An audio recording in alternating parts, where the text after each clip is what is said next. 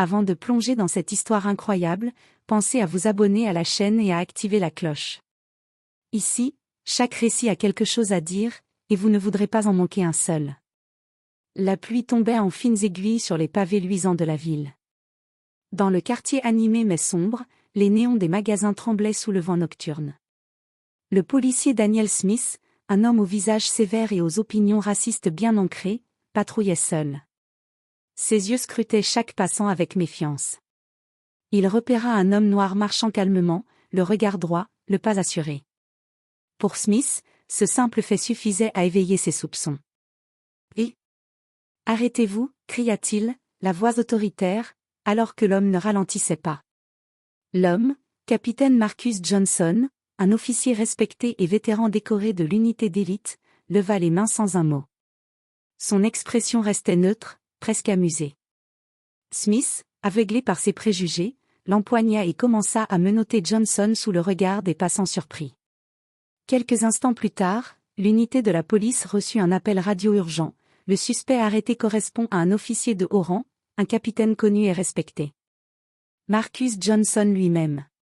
Les mains de Smith tremblèrent légèrement.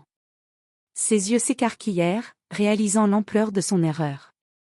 Johnson, immobile et impassible, le regardait avec une légère ironie, laissant Smith réaliser qu'il venait de commettre une grave erreur, qui pourrait lui coûter bien plus qu'une simple réprimande. Autour d'eux, le silence pesant et la pluie martelant le sol semblaient retenir leur souffle, comme si la ville elle-même attendait de voir ce qui allait suivre. La sirène hurlait dans la nuit tandis que Smith traînait Johnson jusqu'à sa voiture de patrouille. Chaque pas résonnait sur le pavé humide, et les passants détournaient les yeux, certains murmurant entre eux. Johnson marchait calmement, presque détendu, laissant Smith, tendu et en colère, se perdre dans ses propres suppositions. « Vous savez pourquoi je vous arrête » grogna Smith, sa voix tremblante de frustration.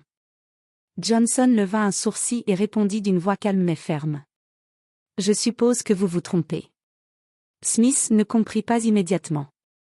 Dans sa tête, ce noir devait forcément être un criminel.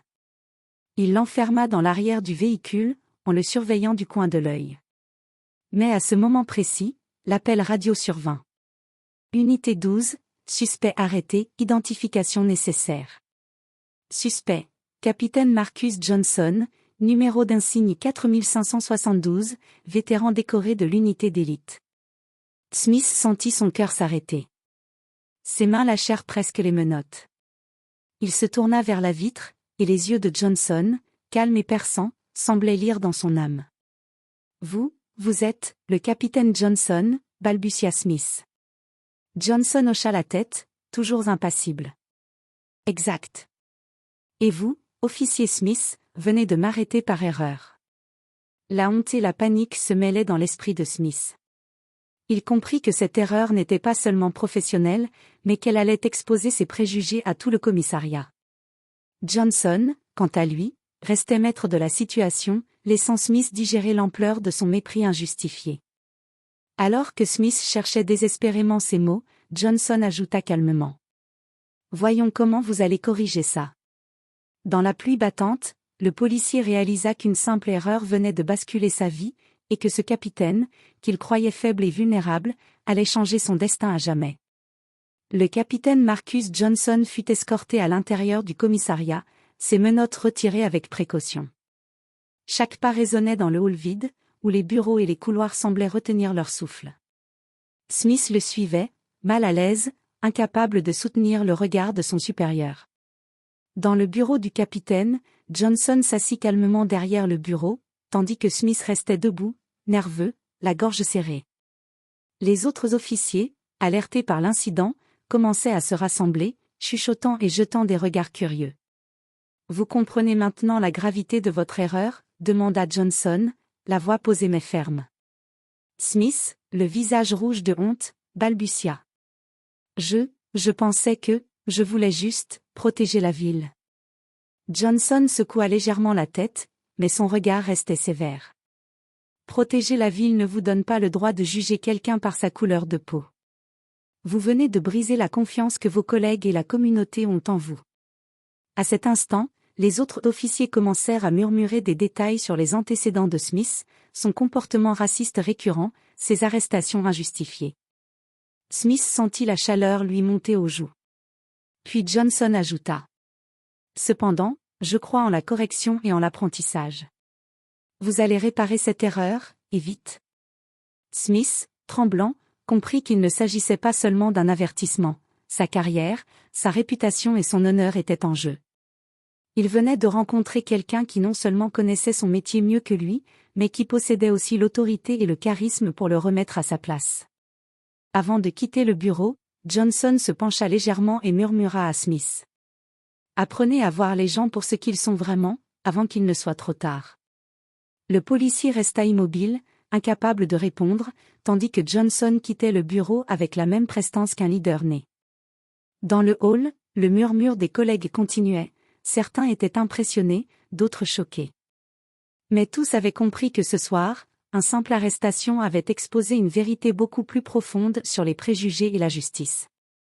Le lendemain matin, le commissariat était en effervescence. La nouvelle de l'arrestation du capitaine Marcus Johnson par erreur s'était répandue dans tout le service. Les téléphones sonnaient, les journalistes commençaient à arriver, et les collègues murmuraient à voix basse, certains avec admiration, d'autres avec indignation. Smith, rongé par la honte, essayait d'éviter les regards. Chaque pas semblait lourd, chaque respiration difficile. Il savait qu'il devait affronter la situation, mais l'orgueil et la peur se disputaient dans son esprit. Johnson, au contraire, arriva comme toujours, calme et maître de lui-même. Il monta sur le podium improvisé dans le hall du commissariat pour s'adresser à tout le monde. Hier soir, j'ai été arrêté par erreur, commença-t-il, sa voix claire résonnant dans la pièce. Cet incident aurait pu se transformer en humiliation ou en conflit. Mais je choisis d'en faire une leçon pour nous tous. Le silence se fit. Tous les yeux étaient rivés sur lui, y compris ceux de Smith. Il est facile de juger quelqu'un par sa couleur de peau ou son apparence, continua Johnson, son regard glacial mais juste. Mais la véritable force d'un officier, d'un être humain, se mesure à sa capacité à respecter et protéger tous les citoyens, sans préjugés. À ce moment, Johnson fit un signe discret à Smith. Le policier s'avança, tremblant, conscient que tout le monde le regardait. « Je vais corriger mon erreur », murmura Smith. « Je n'aurais jamais dû. » Johnson posa une main sur son épaule, un geste calme mais ferme. « Il est temps d'apprendre et de changer. La prochaine fois, agissez avec justice, pas avec peur ou haine. » Les murmures dans le hall se transformèrent en murmures admiratifs. Certains collègues hochaient la tête, impressionnés par la maîtrise et le leadership de Johnson, et par le courage de Smith qui acceptait enfin sa responsabilité. Pour Smith, ce moment marquait un tournant. Il comprit que l'autorité ne réside pas seulement dans le pouvoir, mais dans la capacité à reconnaître ses erreurs et à évoluer. Et pour Johnson, c'était une victoire silencieuse, une leçon de justice et d'honneur gravée dans les esprits de tous les témoins. Quelques jours après l'incident, le commissariat respirait toujours l'air de tension et de transformation. Smith avait été convoqué par la direction pour rendre des comptes. Son comportement avait fait l'objet d'une enquête interne, et il savait que sa carrière était désormais sur la corde raide. Le capitaine Johnson, toujours calme et imposant, était présent dans la salle. Son simple regard suffisait à faire sentir à Smith la gravité de ses actions, mais aussi la possibilité de rédemption. « Officier Smith », commença Johnson d'une voix grave mais mesurée, « vous avez commis une grave erreur, mais reconnaître vos fautes est le premier pas vers la correction. » Smith, les mains tremblantes, baissa la tête. « Oui, capitaine. Je comprends maintenant, j'ai laissé mes préjugés guider mes actions. » Johnson hocha la tête. « Alors faites mieux. Traitez chaque citoyen avec respect, et traitez vos collègues avec équité. Vous avez la chance de redresser votre chemin. » À ce moment précis, un groupe de civils et d'officiers entra dans la salle pour assister à la scène. Johnson les salua d'un geste de la main, montrant qu'il n'était pas seulement un capitaine, mais un symbole de justice et d'intégrité. Smith sentit un poids immense se lever de ses épaules. Il comprit que la peur et la haine n'avaient pas leur place dans son métier. Il avait été confronté à la vérité, et cette confrontation avait le pouvoir de le transformer. Le capitaine Johnson quitta la pièce, laissant Smith face à ses collègues. Les regards qu'il croisa n'étaient plus uniquement emplis de jugement, mais également d'espoir, l'espoir qu'un homme pouvait changer lorsqu'il était confronté à sa propre faiblesse.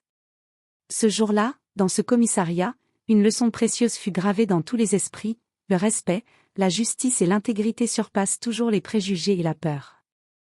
Et pour Smith, c'était le début d'une nouvelle ère, où chaque décision serait guidée par l'honneur et non par la haine. La pluie avait cessé à l'extérieur, et les rayons timides du soleil pénétraient par les vitres.